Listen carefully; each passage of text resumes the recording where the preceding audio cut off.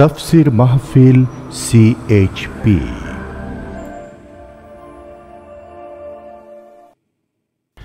আসসালামু আলাইকুম। কালেমা তাইয়্যিবার অর্থ ও তাৎপর্য গুরুত্বপূর্ণ বিষয়ের উপর আলোচনা করছেন বিশ্ববরেণ্য মুফাসসিরে কোরআন আল্লামা দেলাওয়ার হোসাইন সাঈদী। শব্দধারণ মাহসিন সাউন্ড সিস্টেমস। প্রযোজনায় সিএইচপি, পরিবেশনায় স্পন্দন অডিও ভিজুয়াল সেন্টার। শুধু তাফসীর মাহফিল সিএইচপি চ্যানেলে এখন এই আলোচনাটি দেখতে পাবেন।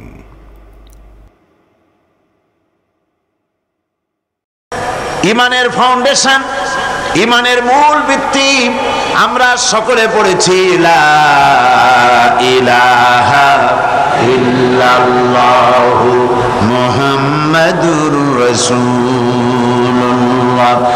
এই হলো আমাদের ইমানের ভিত্তি, কালেমা। এই কালেমা আমরাও পড়ি এবং ইমান এনেছি। এই কালেমা যখন মুসা আলাইহিস সালাম পড়েছেন, লা ইলাহা ইল্লাল্লাহ, এই কালেমা যখন তিনি উচ্চারণ করেছেন, ফেরাউনের রাজত্ব আস্ত ছিল। কথা বুঝতে পারছেন? এই কালেমার ধাক্কায় ফেরাউনের রাজতক্ত কি আস্ত ছিল? চুরমার হয়ে গেছে, দরিয়ার নীলে ডুবে মরতে হয়েছে। এই কালেমা যখন উচ্চারণ করেছেন হযরত ইব্রাহিম আলাইহিস সালাম, নমরুদের তত্ত্বটাও শেষ হয়ে গিয়েছে। এই কালেমা যখন উচ্চারণ করেছেন মুহাম্মাদুর রাসূলুল্লাহ সাল্লাল্লাহু আলাইহি ওয়াসাল্লাম, তখন আবু জাহাল, আবু লাহাব, উতবা, শাইবা, মুগীরা বংশশুদ্ধ, এদের সমস্ত রাজ ব্যবস্থা, সমস্ত সবকিছু ছিন্ন ভিন্ন হয়ে গিয়েছে। এই কালেমা আমরা উচ্চারণ করি, আমরাও পড়ি, কিন্তু ওই আসর হয় না যেই আসর হতো আম্বিয়া আলাইহিমুস সালাম কালেমার দাওয়াত দিলে, সাহাবায়ে কেরাম দাওয়াত দিলে যে আসর হতো, সেই আসর আমাদের দাওয়াতে হয় না। কথা ঠিক কিনা? বিষয়টা দেখুন, ওনারা দাওয়াত দিয়েছেন মুসা আলাইহিস সালামকে, ফেরাউনের মোকাবেলা করতে হয়েছে কালেমার দাওয়াত দিয়ে। ইব্রাহিম আলাইহিস সালাম কালেমার দাওয়াত দিয়ে নমরুদের মোকাবেলা করতে হয়েছে। সমস্ত নবীদেরকে মোকাবেলা করতে হয়েছে, রাসূল করিম সাল্লাল্লাহু আলাইহি ওয়াসাল্লামকে মোকাবেলা করতে হয়েছে। আর এই কালেমার দাওয়াত বর্তমান বিশ্বে দেওয়া হচ্ছে।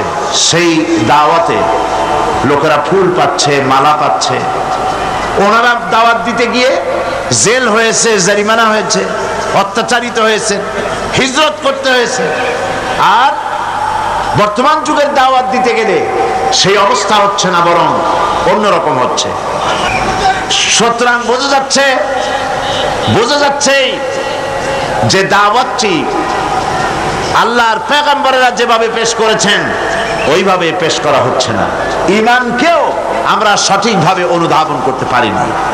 এই ঈমান কি শিক্ষা দেয়? আল্লাহর উপরে ঈমান আনলে সেই ঈমানদারকে কি শিক্ষা দেয় ঈমান, এই কথাটা আমি আপনাদের সাথে বলতে চাই। ঈমান বিল্লাহ, আল্লাহর প্রতি মানুষ যখন ঈমান আনে, তার প্রথম শিক্ষাটাই হচ্ছে ঈমানদারকে, ঈমান বিল্লাহ তাকে আত্মমর্যাদায় সমুন্নত করে, তাকে আত্মমর্যাদা শিক্ষা দেয়। সেটা কি?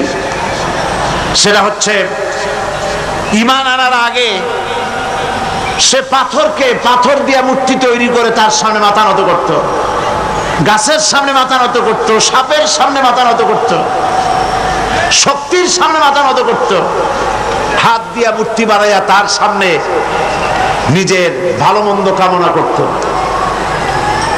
এটা সে করত। কিন্তু যখন ঈমান আনলো, তখন কোরআন তাকে বলছে, ঈমানদার ব্যক্তিকে কোরআন শিখালো, ইন্নাল্লাযীনা তাদউনা মিন দুনিল্লাহি ইবাদুন আমসালুকুম।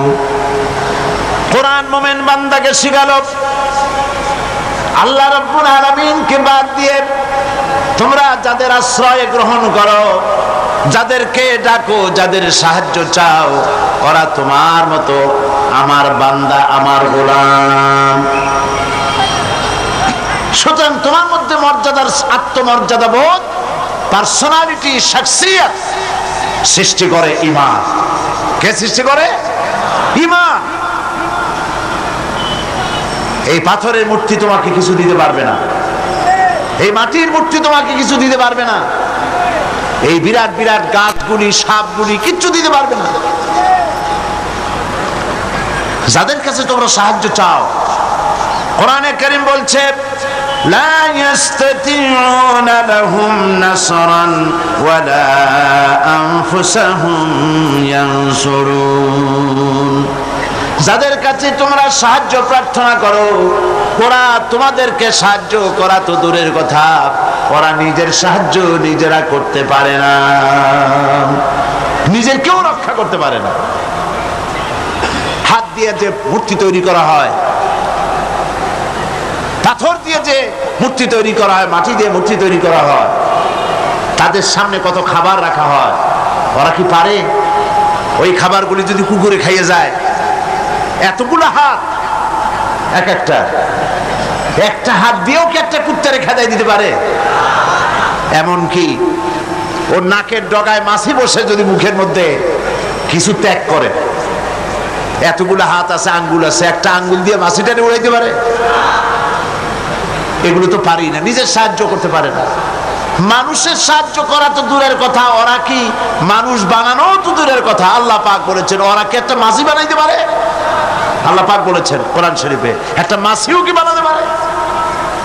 সুতরাং এগুলির সামনে মাথা নত করতো মানুষ। ঈমান তাকে শিক্ষা দিল, তাকে আত্মমর্যাদায় সমুন্নত করে দিল, পার্সোনালিটি দিল, যে সাহায্য কারো কাছে চাইতে পারবে না। ওরা নিজেরাই, যার কাছে সাহায্য চাও, নিজের সাহায্য ওরা নিজেরা করতে পারে না। রাসূল করিম সাল্লাল্লাহু আলাইহি সাল্লামের কাছে এক মুশরিক এসেছিল একটা ভাঙা মূর্তি নিয়ে। হুজুর জিজ্ঞেস করেছিলেন যে তোমার এই মূর্তিটা ভাঙা কেন? সে বলেছিল যে এই মূর্তিটি, এটি তো আমার দেবতা, আমি এর পূজা করি এবং আমি যেন কোনো বিপদে না পড়ি সেই জন্য এর সাথে রাখি। প্রতিমধ্যে পেশাবের প্রয়োজন হলো তো তাকে এক পাশে দাঁড় করায় রেখে আমি আমার কাজ সেরে এসে দেখি এর শরীর, সমস্ত শরীরটা ভিজা। তো ভাবলাম কোনো বরকতের পানি হবে। তো সে বলল যে এটা আমি চাটে খাওয়া আরম্ভ করলাম। চাটে খেতে গিয়ে দেখি যে কেমন দুর্গন্ধ লাগে। তো চিন্তা হলো বরকতের পানি দুর্গন্ধ হবে কেন? এরকম এসিডের মতো ঝাঁঝ ঝাঁঝ হবে কেন? দূরে তাকায় দেখলাম একটা কুকুর দাঁড়িয়ে আছে আর তার নিচের থেকে পানির ফোঁটা টপকাচ্ছে। তখন বুঝলাম কি বরকতের পানি এটা। বললো মেজাজটা খুব খারাপ হয়ে গেল। এরপরে বললাম তুই নিজেরই সাহায্য করতে পারো না, কুত্তার পেশাব দিয়ে বাঁচাইতে পারো না, আমার বাঁচাবি কেমনে? রাগ করে দিলাম কাছাত, ভাঙে গেল ঠ্যাং, কোমর টোমর ভাঙ্গা সার। হাদিস শরীফ এসেছে হুজুর সাল্লাল্লাহু আলাইহি ওয়াসাল্লাম তখন হেসেছিলেন। সে হাসিতে হুজুর সাল্লাল্লাহু আলাইহি ওয়াসাল্লামের দন্ত মোবারক বিকশিত হয়েছিল, দেখা গিয়েছিল। হুজুর বললেন আমার কাছে কেন এসেছো? মুশরিক ব্যক্তি বলছেন আমি আমার জীবনের ভুল বুঝতে পেরেছি, আমার ভুল বুঝতে পেরেছি, আমি আর অন্ধকারে থাকতে চাই না, আমি ইসলাম কবুল করতে এসেছি। আল্লাহর নবী তারে শেখালেন পড়ো লা ইলাহা ইল্লাল্লাহু মুহাম্মাদুর রাসূলুল্লাহ। আল্লাহ ছাড়া কোনো ইলাহা নাই, আইনদাতা নাই, বিধানদাতা নাই, এবং তিনি হচ্ছেন সমস্ত শক্তির উৎস। আজকে শক্তির উৎস বলা হয় জনগণকে। নেতা নেত্রীরা পার্লামেন্টেও বলেন, পার্লামেন্টের বাইরেও বলেন, জনসভায় বলেন, তারা বলেন শক্তির উৎস জনগণ, দেশের মালিক জনগণ। আল্লাহ পাক বলছেন লিল্লাহি মা ফিস সামাওয়াতি ওয়া মা ফিল আরদ, আসমান এবং জমিনের একচ্ছত্র মালিকানা কার? আল্লাহ। আল্লাহর নাম নিলে কি লজ্জা করে? গুনাহ হবে? তো জোরে বলতে পারেন না কেন? আসমান এবং জমিনের একচ্ছত্র মালিকানা কার? সার্বভৌমত্বের মালিক আল্লাহ। আর ওরা বলছে সার্বভৌমত্বের মালিক হলো জনগণ। সম্পূর্ণভাবে মুশরিকানা কথা, শিরক, এই ধারণা পোষণ করা। দেশের মালিক জনগণ নয়, এটা মিথ্যে কথা, বাজে কথা। এবং জনগণ কখনো ক্ষমতার উৎস হতে পারে না। আল্লাহ পাকের কোরআন শরীফের সাথে সম্পূর্ণ বিপরীতমুখী কথা। আল্লাহ পাক কি বলছেন? আল্লাহ রাব্বুল আলামিন বলছেন, আন্নাল কুওয়াতা লিল্লাহি জামিআ, সমস্ত ক্ষমতা একচ্ছত্র মালিক, ক্ষমতার উৎস কে? আল্লাহ সুবহানাহু ওয়া তাআলা, তিনি হচ্ছেন ক্ষমতার মালিক। আল্লাহ পাক আরো বলেন, ওয়ামা লাকুম মিন দুনিল্লাহি মিন ওয়ালিয়্যিন ওয়ালা নাসীর, তোমাদের জন্য আল্লাহ ছাড়া কোনো সাহায্যকারী নাই এবং তিনি একমাত্র, তিনি ছাড়া তোমাদের কোনো পৃষ্ঠপোষক নাই, সাহায্যকারীও কেউ নাই, পৃষ্ঠপোষকও কেউ না। কত রাষ্ট্র শাসক গোমরা বেদাতপন্থী ফকিরদের কাছে গিয়ে মুরিদ হইল, ক্ষমতা যখন চলে গেল সে বেদাতপন্থী ফকির তারে বাঁচাইতে পারল না। আমি নাম নিলাম না। আমাদের দেশেও এবং আমাদের দেশের বাইরেও, পার্শ্ববর্তী দেশেও মুসলমান রাষ্ট্র শাসক বেদাতি ফকির, বেসরা ফকির, এদের কাছে গিয়েছে, মুরিদ হয়েছে এবং মনে করেছে উনি আমার বাঁচাইবে, ক্ষমতা টিকায় রাখবে। ক্ষমতা যখন চলে গেল ফকিররা তার দিকে তাকায় থাকলো, নিজে ফকির, ওরে দেবে কি? ও নিজেই তো ফকির। ওয়াল্লাহু গানি ওয়াল্লাহুল গানিয়্যু ওয়া আনতুমুল ফুকারা, কেবলমাত্র বেনিয়াজকে, যিনি কারো মুখাপেক্ষী নন, আর সব ফকির। সুতরাং তোমাদের কোনো পৃষ্ঠপোষক নাই, আল্লাহ ছাড়া কোনো বন্ধু নাই, ওলি নাই, মুনিব নাই, কেউ নাই সাহায্যকারী। কে ছাড়া? এবার দেখুন আল্লাহ রাব্বুল আলামিন তার হাবিবকে লক্ষ্য করে বলছেন, ওয়া ইন ইয়ামসাসকাল্লাহু বিদুররিন ফালা কাশিফা লাহু ইল্লা হুয়া ওয়া ইউরিদকা বিখাইরিন ফালা রাদ্দা লিফাদলিহি। আল্লাহ পাক বলছেন, আল্লাহ যদি তোমার কোনো কল্যাণ করতে চান, তোমাকে যদি কোনো বিপদে ফেলতে চান, তাহলে সেই বিপদ থেকে তোমাকে কেউ রক্ষা করতে পারবে না। আর আল্লাহ যদি তোমাকে কোনো ফজল ও করম করতে চান, অনুগ্রহ করতে চান, সে অনুগ্রহ প্রত্যাহার করারও ক্ষমতা কারো নাই। সুবহানাল্লাহ। এ কথা কাকে বলা হচ্ছে? আল্লাহ পাক বলছেন তার রাসূলকে। আল্লাহ যদি আপনার কোনো অকল্যাণ করেন, আল্লাহ যদি আপনার কোনো বিপদ দেন, সেই বিপদ থেকে আপনাকে কেউ রক্ষা করতে পারবে না। সুবহানাল্লাহ বলবেন না? আর আল্লাহ পাক যদি আপনাকে কোনো কল্যাণ দিতে চান, সেই কল্যাণ থেকে আপনাকে কেউ ফিরাইতে পারবে না। এই বিশ্বাস মনের মধ্যে রাখুন। এটাই হচ্ছে ঈমান। ঈমান বিল্লাহ, আল্লাহর প্রতি ঈমান। এই শিক্ষা আমাদেরকে দেয়। আমাদের কপাল পুড়ছে কেন? কপাল পড়েছে তো এই কারণে, আল্লাহকে ছেড়ে দিয়ে মানুষ মাজারে গিয়ে সেজদা দিয়েছে, কবরে গিয়ে সেজদা দিয়েছে, বেসারা ফকিরদের কাছে গিয়েছে। তাসাউফ একটি মহান বিষয়, একটি পবিত্র বিষয়। এই বিষয়টাকে ব্যবসায় পরিণত করা হয়েছে এবং তাওহীদের কনসেপশন ক্লিয়ার না থাকার কারণে শিরক এবং বিদআত চরমভাবে বেড়েছে। মানুষ এগুলির কাছে গিয়ে সাহায্য কামনা করেছে, যার ফলে আল্লাহ পাক নারাজ হয়েছে। মুমিন ব্যক্তি, ঈমান বিল্লাহ মুমিন ব্যক্তিকে এই ট্রেনিং দেয়, সে আত্মমর্যাদা সম্পন্ন হবে। সে কখনোই কারো কাছে হাত পাতবে না, তার মর্যাদা এত বাড়বে। সে রিস্কের ব্যাপারে, মানুষ তো রুজিটারই একটু বেশি, রুজি না হইলে বাঁচবে কি করে, রিস্কের জন্যই সে সংগ্রাম করে। হক কথা বলতে গলা আটকে আসে। এই কথাটা যদি বলি তাহলে আর যদি দাওয়াত না হয়, এই কথাটা যদি বলি তাহলে যদি চাকরি না থাকে, এই কথাটা যদি বলে ফেলি তাহলে যদি জেলে যাই, এইসব হীনমন্যতায় পেয়ে বসে যারা ঈমান বোঝে নাই। আর ঈমান যাদের উপলব্ধি হয়েছে, ঈমানের বুঝ যাদের এসেছে, ঈমান তাদেরকে শিক্ষা দিয়েছে রিস্কের জন্য হক কথা বলা থেকে বিরত থেকো না, কারণ রিস্কের মালিক কে? আল্লাহ রাব্বুল আলামিন বলেছেন, ইন্নাল্লাহা হুয়ার রাজ্জাকু যুল কুওয়াতিল মাতিন। নিশ্চয়ই যেন আল্লাহই হচ্ছেন মহান রিজিক দাতা, নিরঙ্কুশ শক্তির অধিকারী। রিস্কের মালিক হচ্ছেন তিনি। খেতে দেওয়ার মালিক কে বলেন? সবাই বলেন মালিক কে? কাজী হক কথা বলতে আপত্তি কোথায়? এই মসজিদে চাকরি না থাকে আরেক মসজিদে হবে, এই মাদ্রাসায় চাকরি না থাকে আরেক মাদ্রাসায় হবে। এই চাকরি ছাড়া আল্লাহ আপনারা খাওয়াইতে পারবে না, এটা বিশ্বাস করেন নাকি? তাহলে হক কথা বলতে আপত্তি কোথায়? হক কথা বলার লোকের সংখ্যা কমে গিয়েছে, কথা ঠিক কিনা?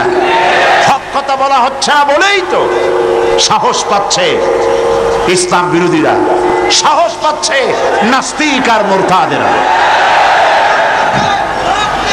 আল্লাহ রাব্বুল আলামিন কোরআনে কারীমের মধ্যে বলেছেন, ওয়ামা মিন দাব্বাতিন ফিল আরদি ইল্লা আলাল্লাহি রিজকুহা।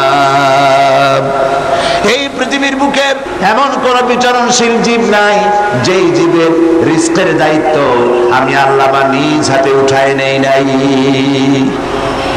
বিশ্বাস হয় না? এত বড় কথা। সমস্ত প্রাণী রিস্কের দায়িত্ব কার হাতে? কার হাতে? আমার দেশে সরকার আছে, পৃথিবীর প্রত্যেকটা দেশে সরকার আছে, আছে না? সরকারবিহীন দেশ আছে কিনা আমি জানি না, সব দেশেই সরকার আছে। আর প্রত্যেকটা সরকারের ফরেন মিনিস্টার আছে, হোম মিনিস্টার আছে, তারপরে ফুড মিনিস্টার আছে, এগ্রিকালচার মিনিস্টার আছে, আছে না? মন্ত্রণালয় আছে না? এর মধ্যে একটা মন্ত্রণালয় হলো খাদ্য মন্ত্রণালয়, ঠিক কিনা? এই খাদ্য মন্ত্রণালয় একজন মন্ত্রীও আছে, আছে না? খাদ্য মন্ত্রণালয়ের একজন মন্ত্রী আছে, একটা সরকার আছে। তারপরেও মানুষ না খাইয়ে মরে, মরে কিনা? না খাইয়ে মরে কিনা? গতকাল আলোচনায় বলেছি, এই পৃথিবীর অন্তত অর্ধেক মানুষ অনাহারে অর্ধাহারে কাটায়।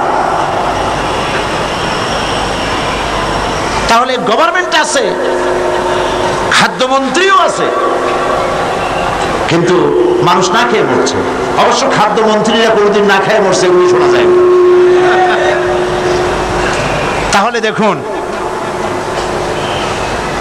এরকম একটি গভর্নমেন্ট আল্লাহরও আছে। আল্লাহর একটা গভর্নমেন্ট আছে না? সেই আল্লাহর যে গভর্নমেন্ট, সেই সরকার, আল্লাহর যে সরকার, সেই সরকারের এরকম কোন মন্ত্রণালয়, কোন বিভাগকে ভাগ করে আলাদা আলাদা মন্ত্রণালয় তৈরি করা হয় নাই। সবটার মালিক কে? এখন আপনারা একটা কথার জবাব দেন, এই পৃথিবীতে মানুষ বেশি না ছাগল, গরু, পাখি, পোকা, মাকড়, স্থল প্রাণী, জলচর প্রাণী, স্থলচর প্রাণী, উভচর প্রাণী, এই প্রাণীগুলি বেশি না মানুষ বেশি? কারা বেশি? কারা বেশি? প্রাণী জগৎ বেশি। তাহলে আমাদের সরকারগুলি, পৃথিবীর সরকারগুলি প্রত্যেকটা আলাদা আলাদা সরকার, এবং তাদের দেশে উৎপাদন আছে, এক্সপোর্ট ইম্পোর্ট, বিভিন্ন রকমের ব্যবসা বাণিজ্য আছে। এই সব কিছু থাকা সত্ত্বেও মানুষ না খেয়ে মরে। আর আল্লাহর যে সরকার, সেই সরকারটার দিকে তাকিয়ে দেখুন তো, এই অসংখ্য পাখি আকাশে ওড়ে। গত বছর 50,000 পাখি সাইবেরিয়ায় না খেয়ে মারা গেছে, এরকম কোন রিপোর্ট পাওয়া গেছে? অন্তত 40,000 লোট্টাফিশ না খেয়ে মরে ভাসে উঠছে চট্টগ্রামের কর্ণফুলীতে। এরকম কোন আপনারা কোন নমুনা পেয়েছেন? আপনার সুন্দরবনের ভেতরে হাজার হাজার বাঘ আর হরিণ ক্ষুধার জ্বালায় না খেয়ে মারা গেছে, এরকম কোন রিপোর্ট পাওয়া গেছে? পাওয়া যায়নি। কারণ এই গভর্নমেন্ট কে চালায়? আল্লাহ পাক চালায়। সকলকে খেতে দেন, সকলকে খেতে দেন। আল্লাহ রাব্বুল আলামিন বলছেন, ওয়া কাআইয়্যিম মিন রিজকাহা আল্লাহু ইয়ারযুকুহা ওয়া ইয়্যাকুম। কোন জীবী নিজের সঙ্গে খাদ্য সংগ্রহ করে নিয়ে আসে নাই, সমস্ত জীবের খাদ্য আমি সরবরাহ করি, তোমাদেরকেও আমি খাদ্য সরবরাহ করি। খেতে দেওয়ার মালিক কে? আল্লাহ পাক। এই জমিন থেকে আল্লাহ পাক খাদ্য দিচ্ছেন, আকাশ থেকে খাদ্য দিচ্ছেন। আমাদের রিস্ক এই জমিনে নয়, আমাদের রিস্ক কোথায়? আসমানে। আসমান থেকে আল্লাহ পাক রিস্কের ব্যবস্থা করে থাকেন। সুতরাং ঈমান প্রথম যে শিক্ষাটা দিল, ঈমান বিল্লাহ প্রথম যে শিক্ষাটা দিল, সেই শিক্ষাটা হলো এই যে আমি আমার মাথা নত করতে পারবো না, আমার আত্মমর্যাদা সৃষ্টি হবে ব্যাপারে যে আমি পৃথিবীর কোন মন্ত্রীর গোলাম নই, কোন প্রেসিডেন্টের গোলাম নই, কোন পীর বুজুর্গের গোলাম নই, কোন মানুষের গোলাম নই। আমি গোলাম কেবলমাত্র কার? জোরে বলুন। সে আল্লাহ পাকের গোলাম, যার হাতের মুঠায় সমস্ত প্রাণীর জীবন। তিনি আমাকে খেতে দেন, তিনি আমাকে পড়তে দেন, তিনি আমাকে সাহায্য করেন, তিনি আমাকে বিপদ থেকে বাঁচান। ঈমান। 2 নম্বরে ঈমান বিল্লাহ মানুষকে যে শিক্ষা দেয়, সে শিক্ষাটা হচ্ছে মুমিনকে নিরহংকার বানায়। সুবহানাল্লাহ বলেন।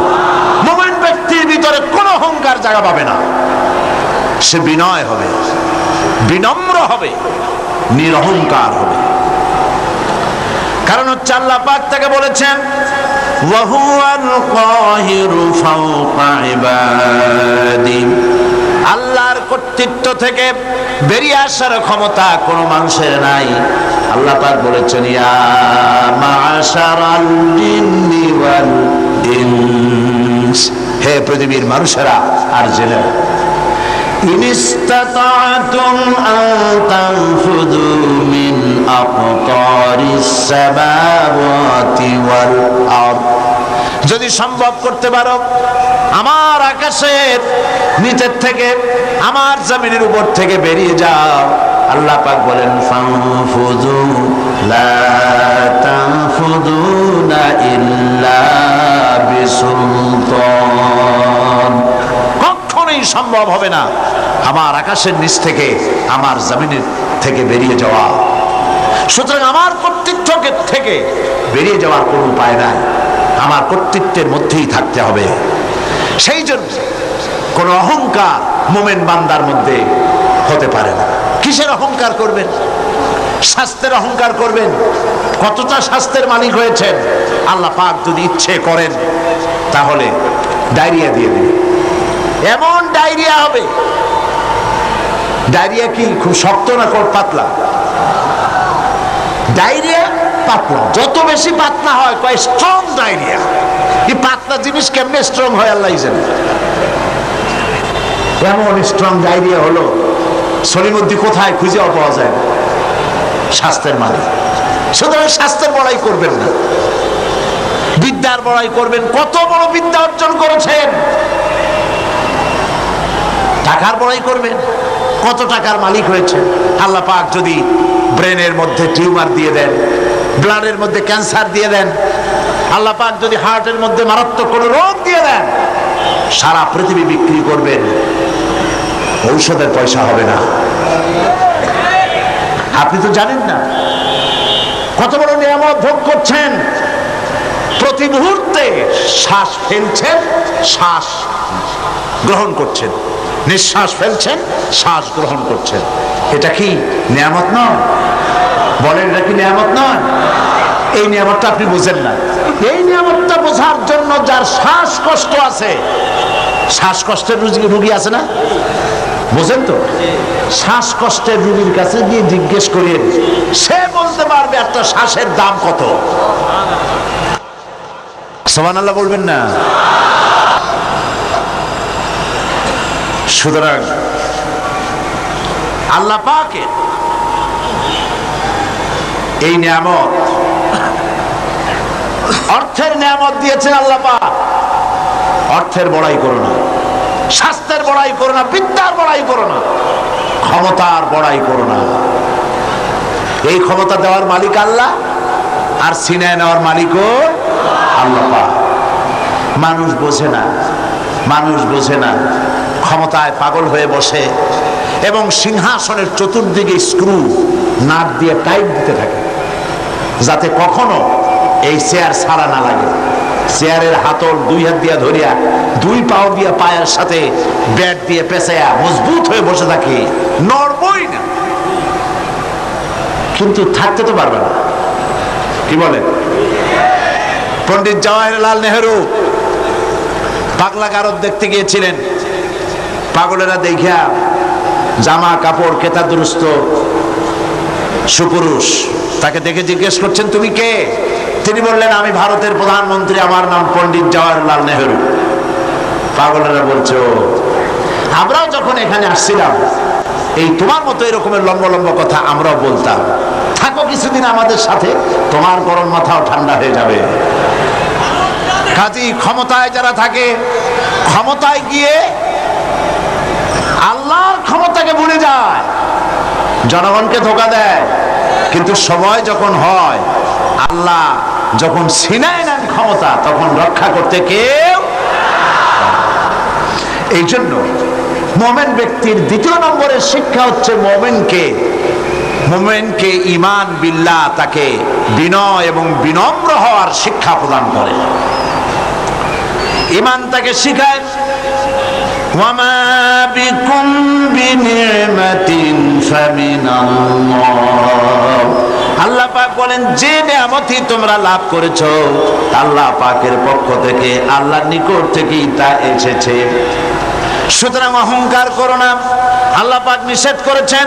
কোরআনে কারীম বলছে, ওয়ালা তামশি ফিল আরদি মারহান ইন্নাকা লান তাখরিকাল আরদা ওয়া লান তাবলুগাল জিবালা তুলা। আল্লাহ পাক বলেন, অহংকার করে আমার জমির উপরে হেঁটো না, অহংকার করে পদাঘাত করে আমার জমিনটাকে বিদীর্ণ করে দিতে পারবে না, আর অহংকার করে লাভ দিয়া আমার পাহাড়ের উচ্চতাও ছাড়াই যেতে পারবে না। পারবে? অহংকারের ঠেলায় সালামও দিতে চায় না। আছে কিনা এরকম মানুষ? সালামও দিতে চায় না। তুমি যে অহংকার করো, তুমি কি পারবে তোমার পাও দিয়া লাথি মেরে জমিনটারে ভাড়ায় দিতে? তুমি কি পারবা লাভ দিয়ে পাহাড়ের উচ্চতা ছাড়াই যেতে? তাহলে কেন অহংকার করো? বরং মুমিন বান্দার খাসলাত হচ্ছে এই, কোরআন বলছে, ওয়াইবাদুর রাহমানিল্লাযীনা ইয়ামশুনা আলাল আরদি হাওনা। দয়াময় আল্লাহর বিশিষ্ট বান্দা যারা, তারা দুনিয়ার বুকে বিনয়ের সাথে তারা চলাফেরা করে, অহংকারের সাথে তারা চলাফেরা করে না। এটা হলো ঈমানের শিক্ষা। এই শিক্ষা কি আমরা গ্রহণ করব? আল্লাহ যেন কবুল করেন, বলেন আমিন। আমরা কেউ যেন অহংকার না করি, কখনো না, কখনো যেন অহংকার আমাদের মধ্যে জায়গা না পায়। কিবর, অহংকার, আত্মম্ভরিতা কবিরা গুনাহ, এর থেকে আল্লাহ পাক আমাদেরকে রক্ষা করুন, বলি আমিন। হাদিসে কুদসিতে এসেছে, আল্লাহ পাক বলেছেন, অহংকার, কিবর, এটা হচ্ছে আমার চাদর। যে ব্যক্তি কিবর করে, অহংকার করে, সেজন্য আমার চাদর নিয়ে টানাটানি করে। নাউজুবিল্লাহ! কত বড় গোস্তাখ, বেয়াদব, আল্লাহর চাদর নিয়ে টানাটানি করে। নাউজুবিল্লাহ! এটা হচ্ছে 2 নম্বরের শিক্ষা। ঈমান এই শিক্ষা প্রদান করে একজন মুমিনকে। আল্লাহর প্রতি যে ঈমান আনে, তার প্রথম শিক্ষা, সে আত্মমর্যাদা সম্পন্ন ব্যক্তিত্ব হবে, আল্লাহ ছাড়া কারো সামনে হাত পাতবে না। সুবহানাল্লাহ। 2 নম্বরে সে বিনয় হবে, বিনম্র হবে, নিরহংকার হবে। আর 3 নম্বরে আল্লাহর প্রতি ঈমান ঈমানদারকে নির্ভীক বানায়। সুবহানাল্লাহ। যে ব্যক্তি ঈমানদার হবে সে নির্ভীক হবে, সে কাউকে ভয় পাবে। মানুষ তো মৃত্যুকেই সবচাইতে ভয় পায়। কোনটাকে ভয় পায় বেশি? কিন্তু মৃত্যুকে যতই ভয় পাই, আমরা কি এই মৃত্যুর হাত থেকে বাঁচতে পারবো? আল্লাহ রাব্বুল আলামিন বলেন, কুল ইন্নাল মাউতাল্লাযী তাফিরুনা মিনহু ফাইন্নাহু মুলাকীকুম। মরণ থেকে পালাও তুমি, মরণ তোমায় লইবে ঘিরি। যদিও সুদূর আকাশ পানে লুকাও সেথায় লাগিয়েছি। হে মহারোগের ঔষধ নাই, হে মহারোগের চিকিৎসক নাই, নাই সে ঔষধ জগতে, খুঁজিয়া কাতর হইলে কি হবে, পারিবে না তারে ফিরাতে। আকাশে গিয়ে যদি সিঁড়ি লাগায়, আকাশে গিয়েও যদি কেউ লুকায়, মৃত্যুর থেকে বাঁচার কোনো পথ নাই। মৃত্যু এক অবধারিত মহাসত্য, এ মৃত্যু হবেই। সুতরাং এই ক্ষণস্থায়ী জীবনকে কেন সেই অনন্ত জীবনের জন্য উৎসর্গ করে দিবেন? অর্থাৎ মৌতকে ভয় পেয়ে, মৃত্যুর ভয় করে মানুষ হক কথা থেকে বিরত থাকবে না, হকের দাওয়াত দিতেই থাকবে। যেহেতু মৃত্যু তার নির্ধারিত সময় আসবেই। এই মৃত্যুর হাত থেকে যখন, এটি সবচাইতে বড় কথা বলি, রাসূল করিম সাল্লাল্লাহু আলাইহি ওয়াসাল্লামের চাইতে শ্রেষ্ঠ মানুষ আকাশের নিচে জমিনের উপরে হয়েছে কখনো? হবে কখনো? তার চাইতে শ্রেষ্ঠ আল্লাহর মাহবুব আর কি কেউ আছে? তারই যখন মৃত্যু হয়েছে, তিনি যখন ইন্তেকাল করেছেন, তাহলে কেউ কি বাঁচতে পারবে? এই মৃত্যুর হাত থেকে বাঁচার কোনো পথ নেই। সেই জন্য মুমিন বান্দাকে তার জীবন তৈরি করতে হবে ঈমানের উপরে। আল্লাহ রাব্বুল আলামিন বলেছেন, ইন্নাল্লাহা আশতারা মিনাল মুমিনিনা আনফুসাহুম ওয়া আমওয়ালাহুম বিআন্না লাহুমুল জান্নাহ। আল্লাহ পাক বলেন, আমি আমার মুমিনের জান এবং মালকে খরিদ করে নিয়েছি, বিনিময়ে আমার মুমিন বান্দাকে আমার জান্নাত দিয়ে দিয়েছি, বেহেশতটা দিয়ে দিয়েছি আমার মুমিন বান্দাকে, তার জান আর মাল আমি কিনে নিয়েছি। এই জন্য মুমিন বান্দার এই চিন্তা থাকা দরকার যে আমার ভালো মন্দ সবকে করবে। বলেন তো সবাই, খাইরিহি ওয়া শাররিহি মিনাল্লাহি তাআলা। ভালো আর মন্দ কে কার তরফ থেকে আসে? আল্লাহর পক্ষ থেকে আসে। আপনারা বিশ্বাস করুন, কোন ব্যক্তি ফু দিয়ে আপনার জীবনকে, আপনাকে সৌভাগ্যবান বানায় দেবে, অথবা কেউ ফু দিয়ে আপনার জীবনকে হতভাগ্য বানায় দেবে, এই বিশ্বাস কখনো করবেন না।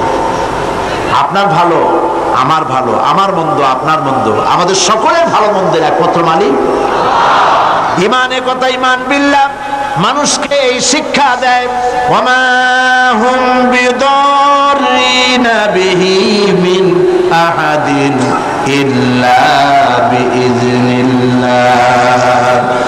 একথা সুস্পষ্ট যে আল্লাহ রাব্বুল আলামিনের অনুমতি ব্যতি রেখে আপনার ক্ষতি সাধন করার ক্ষমতা পৃথিবীর কারো নাই। যেটা হবার সেটা হবেই। আল্লাহ আপনার জন্য যেটা নির্ধারণ করে রেখেছেন এটা হবেই। আল্লাহ নির্ধারিত কোন জিনিস থেকে বাঁচবার কোন উপায় মানুষের নাই। আর যখন মউত আসবে, ওয়ামা কানা লিনাফসিন আন তামুতা ইল্লা বিইذনিল্লাহি কিতাবাম মুআজ্জালা। কোন প্রাণী আল্লাহর অনুমতি ছাড়া মরতে পারবে না, যেহেতু তার সুস্পষ্ট কিতাবের মধ্যে লেখা রয়েছে নির্ধারিত সময় ছাড়া কোন জায়গায়, কোন মাঠে, কোন জায়গায় মানুষের মৃত্যু হবে কেউ জানে না। নির্ধারিত কিতাবের মধ্যে তা লিপিবদ্ধ রয়েছে। সুতরাং ঈমান মানুষকে এই শিক্ষা প্রদান করে, আল্লাহর প্রতি ঈমান, যে মৃত্যুর ভয় করে হক থেকে ফিরে থাকতে পারবেন না। ঈমান বিল্লাহ মানুষের মধ্যে আশার সৃষ্টি করে, ভরসার সৃষ্টি করে, সে কখনো হতাশ হয় না। আল্লাহ রাব্বুল আলামিন মানুষকে নিরাশ হতে নিষেধ করেছেন, লা তাকনাতু মির রাহমাতিল্লাহ। হতাশা এক ধরনের কুফরি, নিরাশ হওয়া কুফরি। এই জন্য আল্লাহ পাক নিরাশ হতে নিষেধ করেছেন। মুমিনের ভিতরে আল্লাহ পাক আশাবাদ সৃষ্টি করেন, এটা হলো ঈমানের দাবি। আল্লাহ পাক কোরআনে কারিমে বলেছেন, ওয়ামান ইয়াকুনুত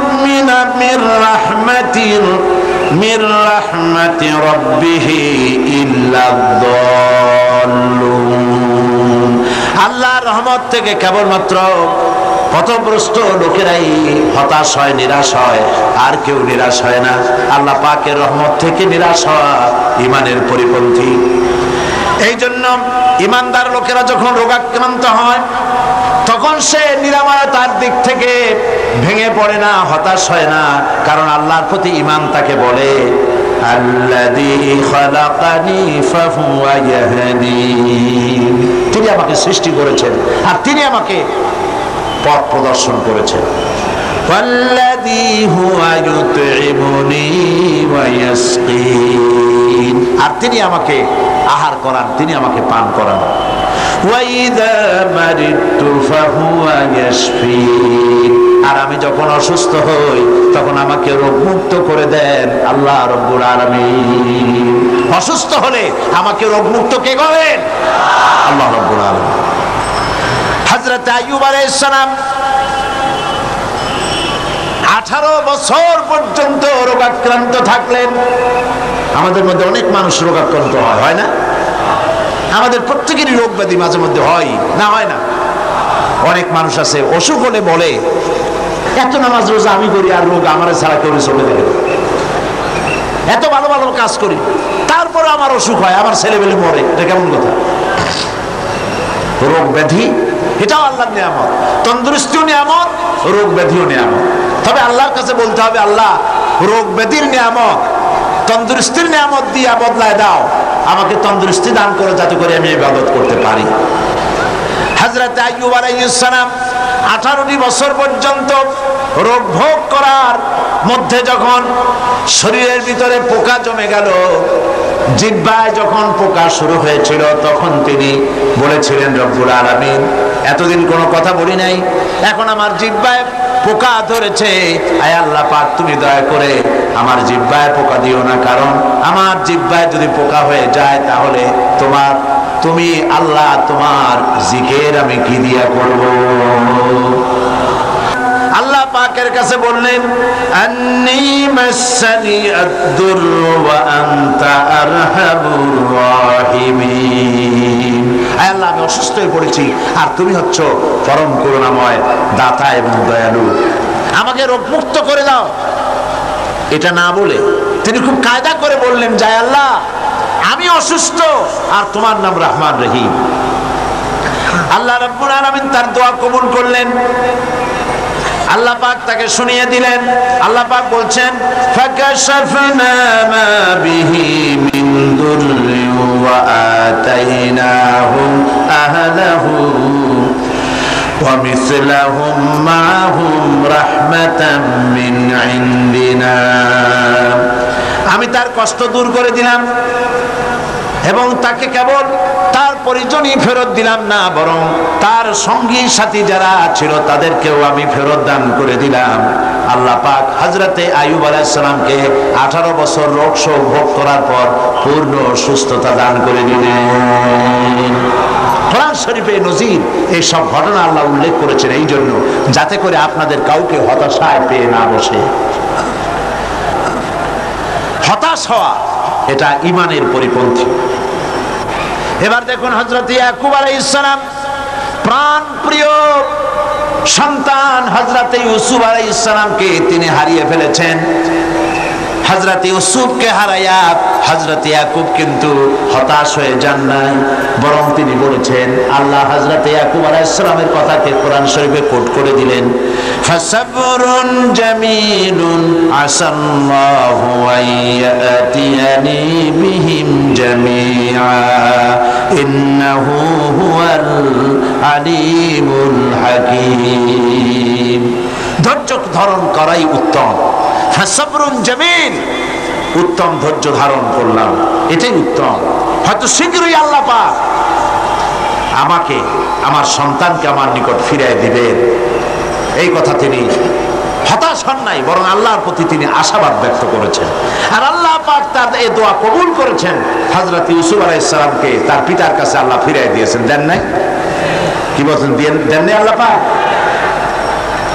হযরত ইউনূস আলাইহিস সালাম মাছের পেটের মধ্যে চলে গেলেন, মাছ তাকে গিলে ফেলল। ইউনূস আলাইহিস সালামকে গিলে মাছ নদীর অতল তলদেশে চলে গেছে। বাঁচার কোনো পথ নাই, মাছের পেটের ভিতরে দরজা নাই, জানালা নাই, ছিদ্র নাই, বেরোতে পারেন এমন কোনো জায়গা নাই। আল্লাহ পাক হযরত ইউনূসের এই ঘটনা বলতে গিয়ে কোরআনে কারীমের মধ্যে বলছেন, ওয়াযান্নুন ইয যাহাবা মুগাদিবান ফাযান্না আন লান নাকদিরা আলাইহি ফানাদা ফিল যুলুমাতি আন লা ইলাহা ইল্লা আনতা সুবহানাকা ইন্নী কুনতু মিনাজ জালিমিন। মাছের পেটের ভেতরে বসে হযরত ইউনূস আলাইহিস সালাম চিৎকার দিলেন। কি পড়লেন? পড়েন আমার সাথে সবাই মিলে, লা ইলাহা ইল্লা আনতা সুবহানাকা ইন্নী কুনতু মিনাজ জালিমিন। হায় আল্লাহ, আল্লাহ ছাড়া কোনো ইলাহ নাই, আমি তোমার পবিত্রতা ঘোষণা করছি, আমি আমার উপরে জুলুম করেছি। এই বলে তিনি কাঁদতেছিলেন। আর আল্লাহ রাব্বুল আলামিন ইউনূস আলাইহিস সালামের কান্না বুঝি শোনেন নাই?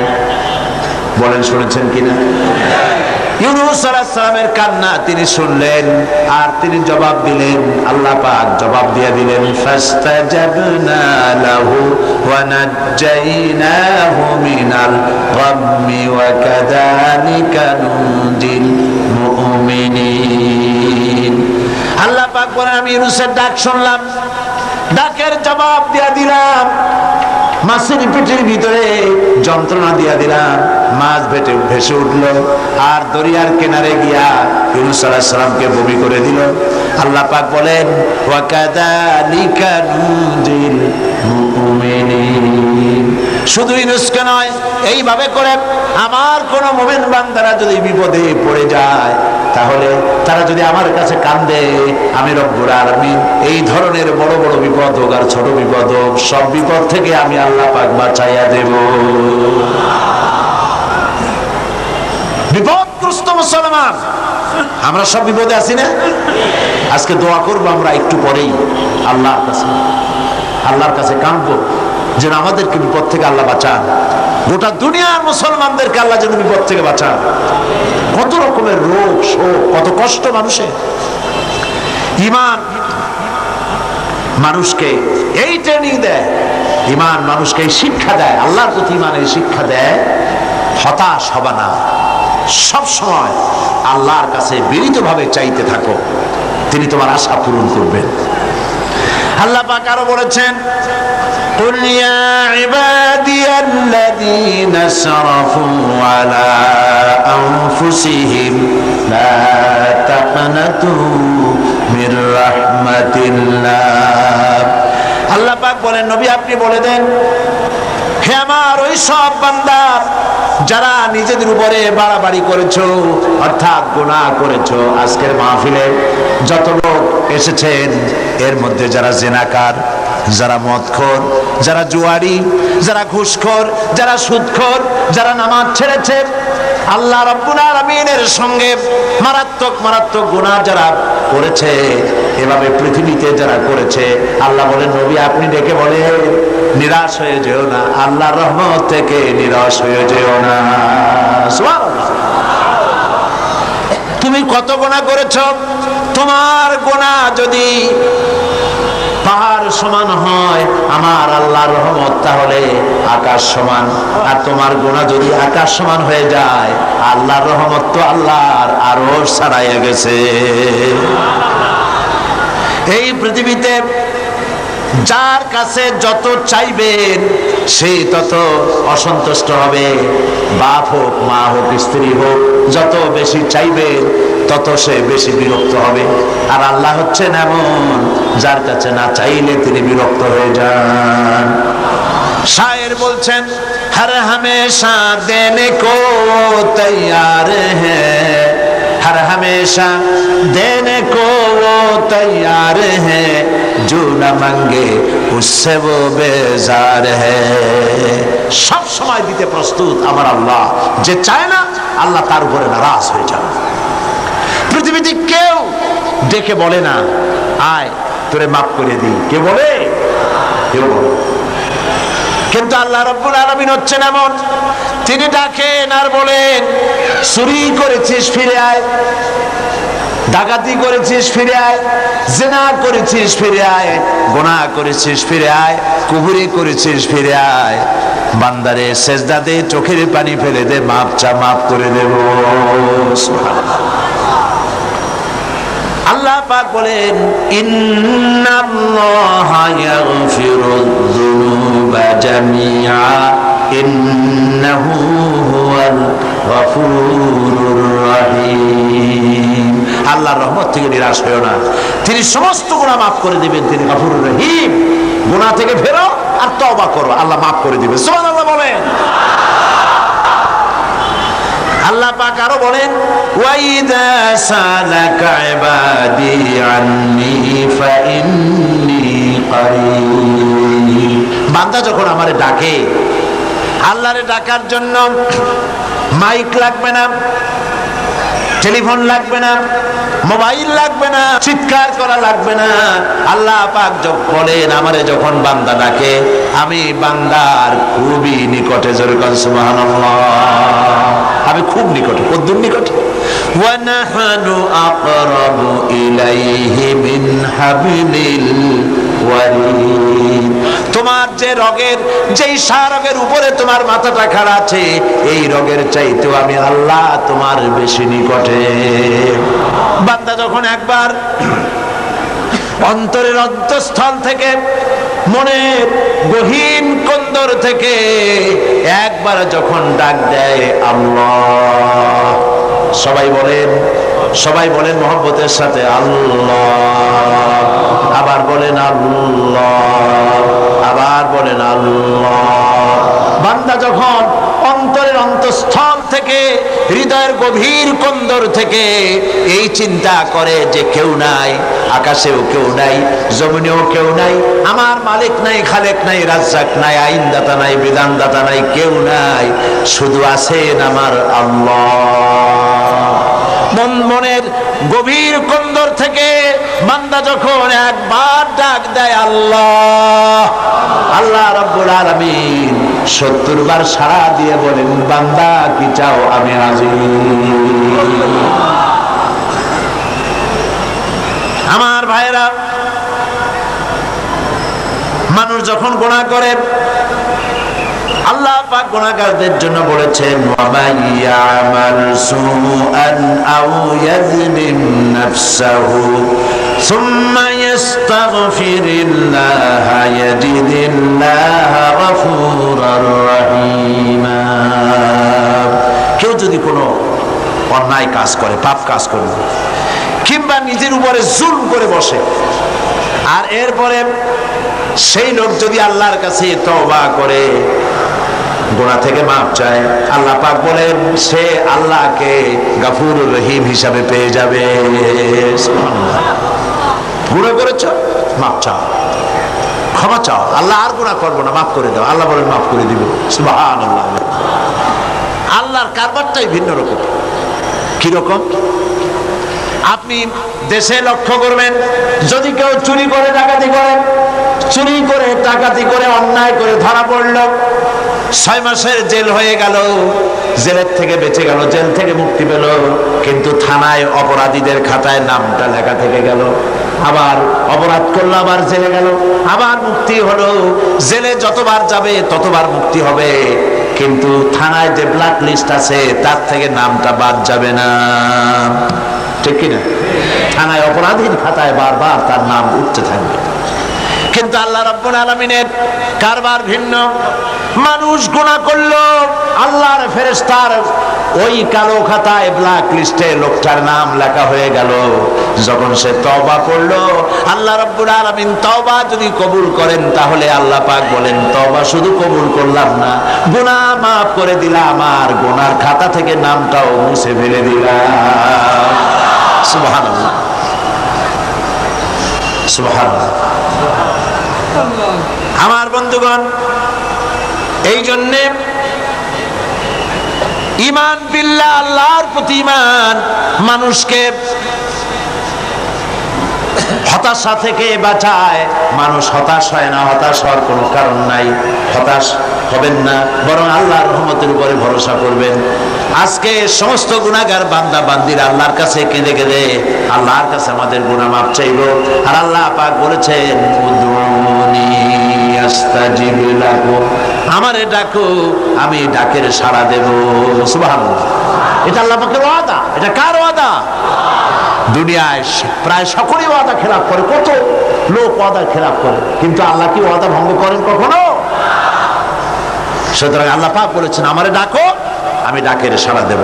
ডাকেন সবাই, সুবহানাল্লাহ আলহামদুলিল্লাহ লা ইলাহা ইল্লাল্লাহ। জোরে সুবহানাল্লাহ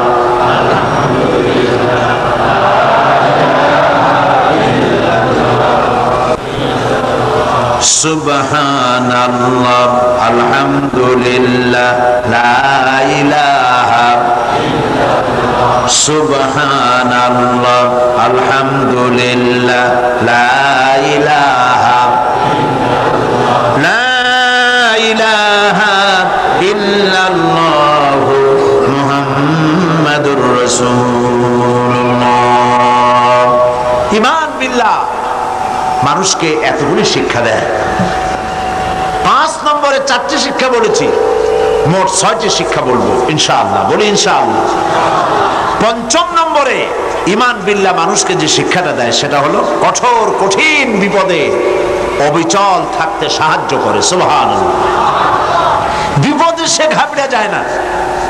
আল্লাহর উপরে মানুষের ঈমান বিপদে ধৈর্য ধরার মতো শক্তি দান করে।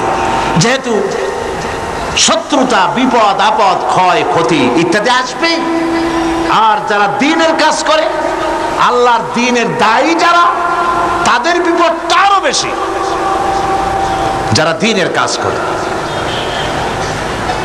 আল্লামা ইকবাল বলেছেন সাথে জাকা রহা হ্যায় আজল সে তা ইমরোজ, সাথে জাকা রহা হ্যায় अज़ल से ताइम रोज चरागे मुस्तफावी से शरारे बुलाविस। সেই আবাহমান কাল থেকে শুরু করে মুস্তাফা সাল্লাল্লাহু আলাইহি সাল্লামের দ্বীনের এই চিরাগকে নিভিয়ে দেওয়ার জন্য সারা পৃথিবীর আবু জাহেলরা চিরকাল চেষ্টা করেছে, কিন্তু এই চেষ্টায় তারা কামিয়াব হয় নাই। দ্বীনের চিরাগ জ্বলতেই রয়েছে, কারণ দ্বীন কার? চিল্লায় বলেন কার? আল্লাহ পাক বলছেন ইউরিদুনা লিইউতফিউ নূরাল্লাহি বিআফওয়াহিহিম ওয়াল্লাহু মুতিম্মু নূরিহি ওয়ালাউ কারিহাল কাফিরুন। ওরা চায় মুখের ফু দিয়া আমার আলোকে নির্বাপিত করবে। আল্লাহ পাক বলেন আমি আমার নূরকে, আমার দ্বীনকে পূর্ণতা দান করব, তাতে কাফের বেঈমানদের মনের মধ্যে যত জ্বালা যন্ত্রণা হোক না কেন, ওরা যত জ্বলুক আর পুড়ুক, দ্বীন প্রতিষ্ঠা আমি করব ইনশাআল্লাহ। আল্লাহ পাক করবেন। দ্বীন প্রতিষ্ঠা কে করবেন? দ্বীনের পূর্ণতা কে দান করবেন? আল্লাহ পাক করবেন। আর এরা বিরোধিতা করতে থাকবে। বিরোধিতা করে কারা? আল্লাহ পাক বলছেন ওয়াকাযালিকা জাআলনা লিকুল্লি নাবিয়্যিন আদুওয়াম মিনাল মুজরিমিন। আর এমনি করে আমি সকল নবীর শত্রু বানিয়েছি সব পাপিষ্ঠ অপরাধ প্রমাণ লোকদেরকে। নবীর সাথে বিরোধিতা করলো কারা? পাপিষ্ঠরা। জোরে বলেন কারা? চিল্লায় বলেন না কারা? আল্লাহ পাক কোরআন শরীফ বলেছেন যে নবীদের বিরোধিতা করেছে সব পাপীরা, অপরাধ প্রবণতায় লিপ্ত এই পাপিষ্ঠরাই নবীদের বিরোধিতা করেছে। আর আজকে ইসলামী আন্দোলনের বিরোধিতা করে নেককার লোকেরা, নাকি? কারা? যারাই বিরোধিতা করে সব পাপিষ্ঠ। ইসলামী আন্দোলনের বিরোধিতা যারা করে তারা কি? চিল্লায় কও তারা কি? আপনারা লক্ষ্য করে দেখেন,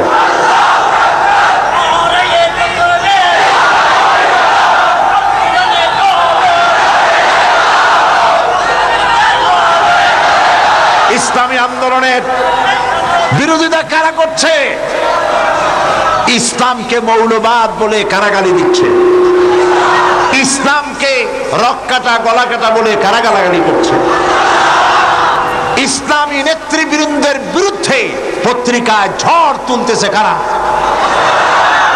ইসলামের কাছে যাতে লোক না আসতে পারে, ইসলামী আন্দোলন নেতৃবৃন্দের বিরুদ্ধে মানুষ যাতে বিতশ্রদ্ধ হয়, সেই জন্য আজে বাজে ঘটনা, গল্প, কাহিনী দিয়ে পত্রিকা ভরা, বইপত্র ভরা। এই বিরোধিতা কারা করে? চরিত্র দেখুন, চরিত্র যায় দেখেন। আল্লাহর কোরআনের কথা কি কখনো মিথ্যা হবে? যায় দেখেন, এর একটা নামাজ পড়ে না, এদের নামাজ নাই, এদের রোজা নাই, এদের চরিত্র নাই, এদের ঈমান নাই, এদের স্বভাব নাই, মৎখর, জেনাকার, পথকার।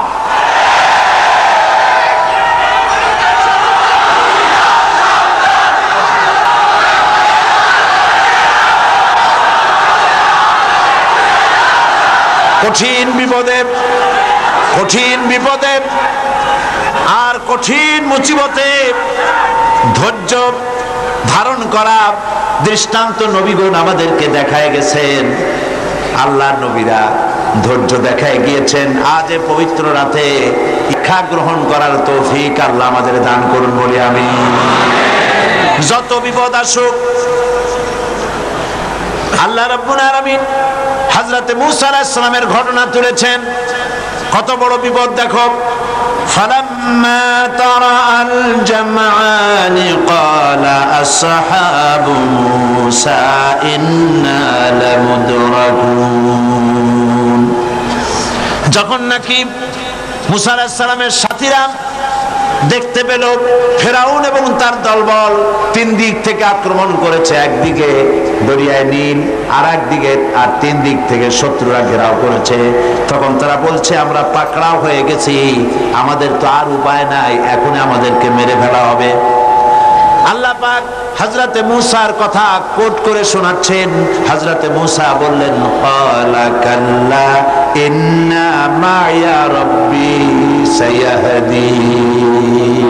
কখনো নয়, অবশ্যই আল্লাহ আমাদেরকে পথ দেখায় দিবেন। সুবহানাল্লাহ। চিন্তা করেছেন, তিন দিক থেকে আক্রান্ত, সারাশি আক্রমণ। ফেরাউন তিন দিক থেকে আক্রমণ করেছে, একদিকে দরিয়ার, তিন দিকে কি ফেরাউনি সৈন্য। পালাবার রাস্তা আছে? সেই জায়গায় পয়গম্বর কি বলছে? অবশ্যই আল্লাহ আমাদের পথ দেখাবে। পালাবার যেখানে কোনো পথ নাই, সেইখানে আল্লাহর পয়গম্বর বলছেন আল্লাহ পথ দেখাবেন।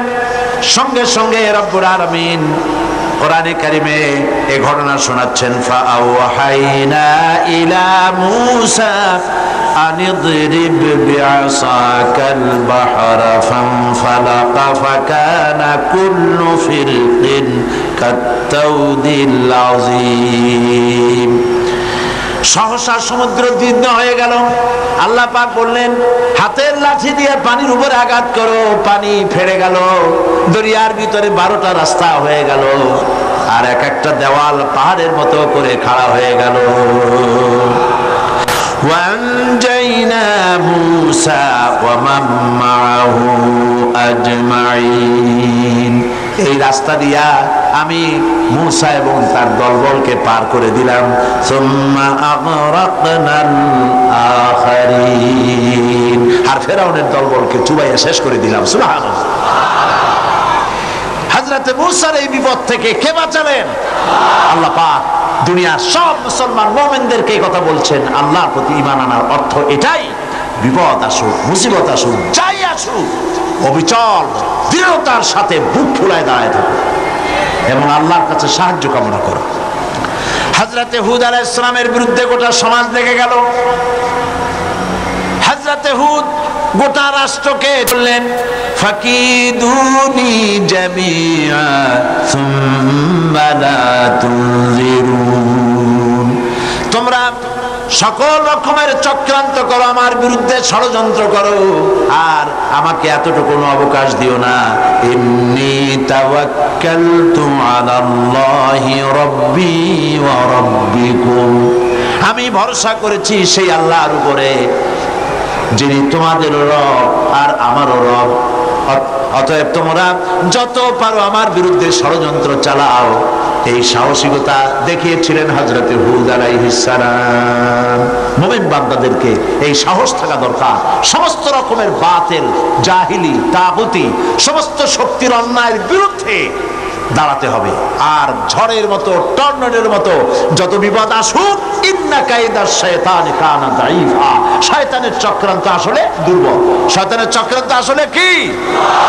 দুর্বল। কে বলতেছে? আল্লাহ বলতেছেন দুর্বল। আপনি সবল মনে করবেন কেন? আপনারা কি সবল মনে করেন? সুতরাং আল্লাহ পাককে সবচাইতে শক্তিশালী মনে করতে হবে। এবার রাসূল করিম সাল্লাল্লাহু আলাইহি ওয়াসাল্লাম এর অবস্থা দেখুন। হিজরতের রাতে সর পাহাড়ের গুহার ভিতরে যখন আশ্রয় নিয়েছেন, কাফেররা যখন খুঁজতে খুঁজতে এসে গেছে, হযরত আবু বকর বলছেন আর উপায় নাই, আমরা ধরা পড়ে গেছি। হযরত আবু বকর ভয়তে কেঁদে ফেললেন। আমরা ধরা পড়ে গেছি, মাত্র দুজন আমরা, ওরা অনেক লোক এসেছে, আমরা ধরা পড়ে গেলাম। আল্লাহর নবী তখন কি বললেন? কোরআন শরীফ দুনিয়ার মানুষকে শোনাচ্ছেন। ইযহুমা ফিল গার ইয ইয়াকুলু লিসাহিবিহি লা তাহজান ইন্নাল্লাহা মা'ানা। স্মরণ করো সেই সময়ের কথা যখন নবী করিম সাল্লাল্লাহু আলাইহি ওয়াসাল্লাম তার সাথী আবু বকর রাদিয়াল্লাহু তাআলা আনহুকে বললেন, লা তাহজান, চিন্তা করো না, গমগীন হয়ো না, দুশ্চিন্তা করো না, ইন্নাল্লাহা মা'ানা, নিশ্চয়ই আল্লাহ আমাদের সাথে আছেন। সুবহানাল্লাহ। এর থেকে বড় শক্তি আর কিছু হতে পারে? নবীর শিক্ষা এটা। ভয় পেও না, সমস্ত বিপদের মোকাবেলা করতে হবে সাহসিকতার সাথে। একথা ঘোষণার সঙ্গে সঙ্গে আল্লাহ পাক বলেন, ফাআনজালাল্লাহু সাকিনাতাহু আলাইহি ওয়া আইয়াদাহু বিজুনুদিন লাম তারাওহা। আল্লাহ পাক তখন আল্লাহ তার মনে গভীর শান্তি, স্বস্তি এবং প্রশান্তি দান করে দিলেন।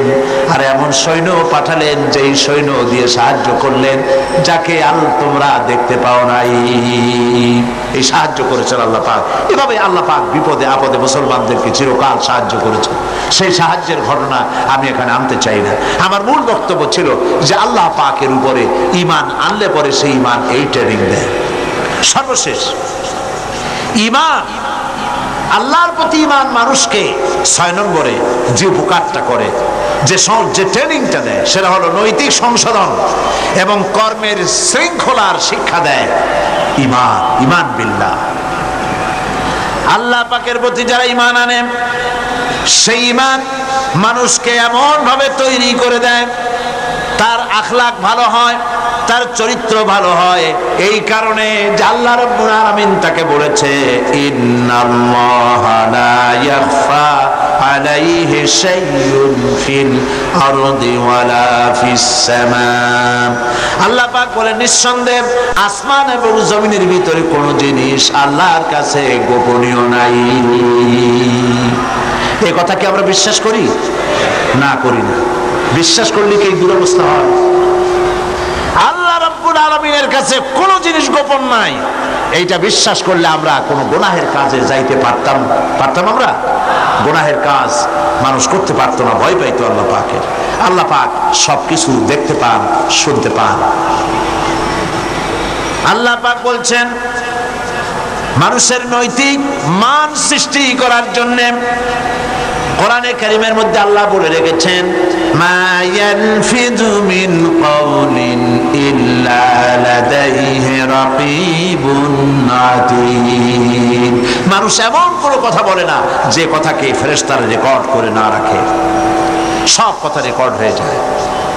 আল্লাহ পাক বলছেন, মা ইয়াকুনু মিন নাজওয়া সালাসাতিন ইল্লা হুয়া রাবিউহুম।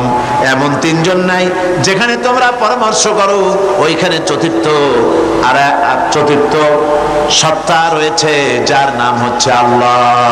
যেখানে তোমরা তিনজন সেখানে চতুর্থ কে? ওয়ালা খামসাতিন ইল্লা হুয়া সাদিসুহুম, যেখানে তোমরা পাঁচজন সেখানে আল্লাহ হচ্ছেন ষষ্ঠ। ওয়ালা আদনা মিন যালিকা ওয়ালা আকসারা ইল্লা হুয়া মাহুম আইনামা কানু। এর থেকে সংখ্যায় যদি কম হও, এর থেকে সংখ্যায় যদি বেশি হও, বান্দারে তুমি আছো যেখানে আল্লাহ রাব্বুল আলামিন আছেন সেখানে। এই বিশ্বাস যদি ভিতরে থাকে মানুষের নৈতিকতার মান বেড়ে যায়, চরিত্র ভালো হয়। ঘুষ খাইতে পারে না, ঘুষ খাইতে পারে? ঘুষ খাওয়ার সময় মনে হবে আল্লাহ আমারে দেখতেছে। ঘুষের টাকা যখন নিবে তখন তার মনের মধ্যে কি জায়গা দেবে? মনের মধ্যে কি উঠবে? আল্লাহ দেখতেছেন। কে দেখছেন? আল্লাহ দেখছেন। জেনা করতে যখন যাবে তখন তাকে সে মনে করবে আল্লাহ আমাকে দেখছে। সুদের টাকা নিচ্ছে, মনে করবে আল্লাহ দেখছে। মদ খাইতেছে, কেউ দেখতেছে না, আল্লাহ দেখতেছে। কে দেখতেছে? এই বিশ্বাস মনের মধ্যে জায়গা দিলে তবেই আল্লাহ পাকের উপরে ঈমান কামেল হবে। আমার ভাইরা, আল্লাহ পাক সেজন্য বলেছেন ইয়া আইয়ুহাল্লাযীনা আমানু হাল আদুল্লুকুম আলা তিজারাতিন তুনজিকুম মিন আযাবিন আলীম। হে বিশ্বাসীরা, আমি কি তোমাদের কেমন একটি ব্যবসার কথা বলবো না যে ব্যবসায় তোমাদেরকে কঠিন জাহান্নামের শাস্তি থেকে বাঁচায়া দেয়? অর্থাৎ অবশ্যই বলবো সেই ব্যবসার পুঁজি হলো কয়টা? তিনটা। এক নম্বরে কি? আল্লাহর প্রতি ঈমান। এক নম্বরে কি? সেই ঈমান, সত্যিকারের ঈমান আনলে পরে কি শিক্ষা দেয় ঈমান, সে কথাগুলি আমি এতক্ষণ আপনাদের সামনে বললাম। সুতরাং আজকে আর আমি কথা বাড়াবো না, বাকি কথা আগামীকাল বলবো ইনশাআল্লাহ। আপনারা ইবাদত করবেন, সেই জন্য রাত আর বাড়াতে চাই না। আপনারা যারা দাঁড়ানো আছেন মুনাজাতের জন্য বসে পড়ুন। আল্লাহুম্মা আমিন। রব্বানা যালামনা আনফুসানা ওয়া ইন লাম তাগফির লানা ওয়া তারহামনা লানাকুনান্না মিনাল খাসিরিন। ربنا ظلمنا أنفسنا وإن لم تغفر لنا وترحمنا لنكونن من الخاسرين رب العالمين।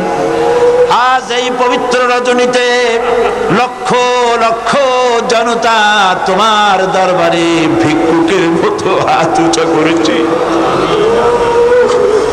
তোমার রহমতের নজর দিয়া আরশে আজিম থেকে প্যারেড ময়দানের দিকে তাকাও। আয় আল্লাহ পাক, দুনিয়া এমন কোন গুনাহ নাই যা কম বেশি আমরা করি নাই। আল্লাহ তুমি দয়া করে মেহেরবানি করে আমাদের জিন্দেগীর সকল গুনাহ মাফ করে দাও রব্বুল আলামিন। আয় আল্লাহ তাআলা, আমাদের আলোচনার সওয়াব, দুরূদ ও সালামের সওয়াব রাসূল করিম সাল্লাল্লাহু আলাইহি সাল্লামের রূহ মুবারকে পৌঁছায়া দাও রব্বুল আলামিন। আয় আল্লাহ তাআলা, আমরা যারা এই মুহূর্তে হাত তুলেছি বড় আশা করে হাত তুলেছি, আমাদের মধ্য থেকে যাদের মা বাপ দুনিয়া থেকে জনমের মতো বিদায় হয়ে গেছে, আল্লাহ কবরগুলিকে জান্নাতের টুকরা বানায়া দাও রব্বুল আলামিন। আত্মীয় স্বজন কেউ যদি বিদেশে যায়, ইউরোপে যায়, আমেরিকায় যায়, বছর বছর 6 মাস 3 মাস অন্তর চিঠি দিয়ে খবর পাওয়া যায়। প্রত্যেক দিন ইচ্ছে করলে টেলিফোনে খবর পাওয়া যায়। আমাদের মা বাপ যারা দুনিয়া থেকে বিদায় হয়ে গেল, বছরের পর বছর হয়ে গেছে, কোনো খবর জানি না। আয় আল্লাহ, আজকের এই পবিত্র রজনীতে আমাদের মা বাবের জন্য দোয়া করি। আল্লাহ, আমাদের মা বাবের কবরগুলিকে জান্নাতের টুকরা বানায়া দাও। আয় আল্লাহ তাআলা, তোমার কাছে কি চাইবো?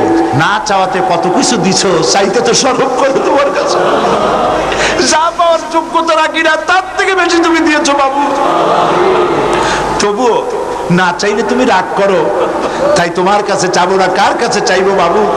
যা চাইলাম তা দিও, যা চাইতে পারলাম না আমাদের জন্য দরকার সেটাও তুমি দিয়ে দিও, আর যেগুলি আমাদের জন্য অকল্যাণ তার থেকে আমাদেরকে তুমি বাঁচাই দিও।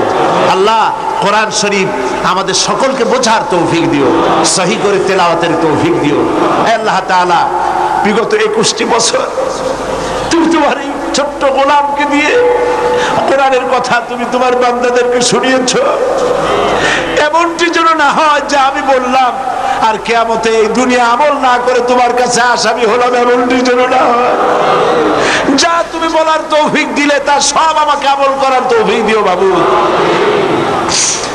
সমস্ত আলেমদেরকে আল্লাহ ঐক্যবদ্ধ হওয়ার তৌফিক দিও, সমস্ত ওলামাদেরকে স্বাস্থ্য ভালো করে দিও, পীর বুজুর্গদেরকে আল্লাহ, পীর বুজুর্গ আলেম ওলামা ইসলামী চিন্তাবিদ আল্লাহ সকলকে তুমি এক বানায় বাংলাদেশে ইসলামের রাষ্ট্র কায়েমের পথকে সুযোগ করে দিও।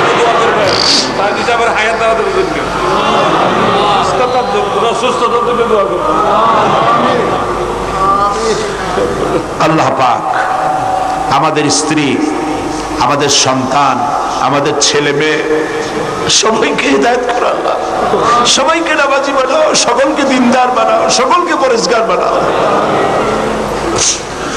ربنا تقبل منا إنك أنت السميع العليم وتب علينا إنك أنت التواب الرحيم سبحان ربك رب العزة عما يصفون وسلام على المرسلين والحمد لله رب العالمين واجعل آخر كلمتنا عند الموت لا إله إلا الله محمد رسول الله।